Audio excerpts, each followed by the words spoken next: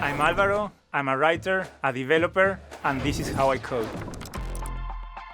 I like to work next to my personal library, going from book to book, spreading them on the floor, over the bed, over my desk, trying to find great ideas for either writing a nice article or for writing my code.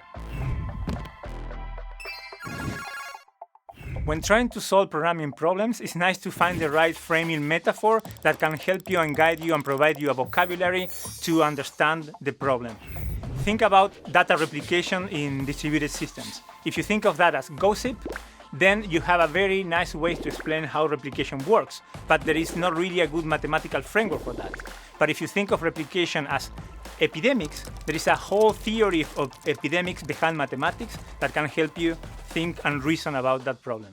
You can work your editing magic.